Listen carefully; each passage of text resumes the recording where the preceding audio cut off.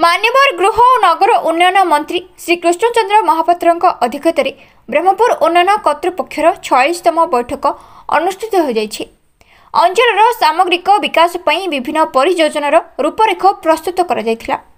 विशेषतः गोपालपुर, छत्रपुर और ब्रह्मपुर अंचल में वर्षा जल निष्कासन पई ड्रेनेज सिस्टम पुनरुद्धार भविष्य को आखिरी रखी ब्रह्मपुर सहर आधुनिकीकरण तथा विकास, सहर विस्तार पई लैंड बैंक प्रस्तुति तथा अन्य विकासमूलक कार्य विषय आलोचना हैला। एही बैठक में ब्रह्मपुर सांसद डॉक्टर प्रदीप पाणिग्राही, गोपालपुर विधायक तथा इस्पात खनि मंत्री विभूतिभूषण जेना, छत्रपुर विधायक श्री कृष्णचंद्र नाइक, ब्रह्मपुर विधायक श्री के अनिल कुमार,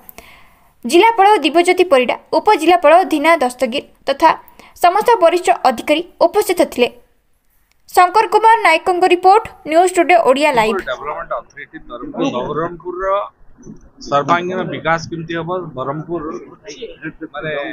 गेटर बरहमपुर बेटर बरहमपुर केमती बनी पारिबो सेति आमे मंत्री दुई जन मंत्री मध्य थिलु एवं सामान्य सांसद मध्य रहिथिले, विधायक रहिथिले,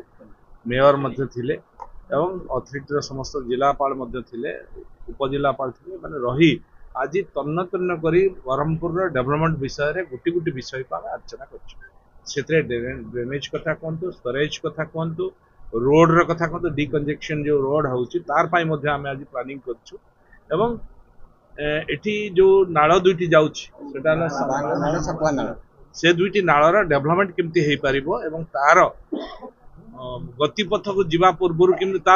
जो ड्रेनेज जो बरहमपुर जो ड्रेनेज पानी आसिक स्टोरेज पानी हो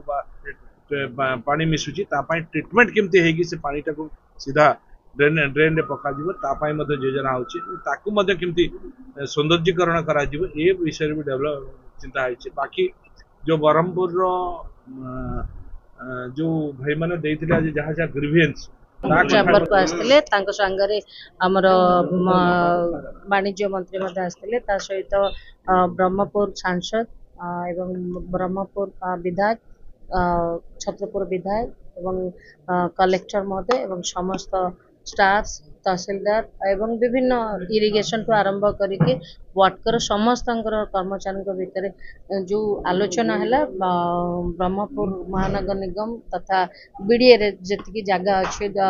संप्रसारण होती विकास को नेबे बोली तो से विभिन्न प्रकार आलोचना। मैडम दीर्घ दिन पर जेते बैठक कहिला को मुख्य विषय रहिला मैडम आलोचना रे मुख्य हला आपनकर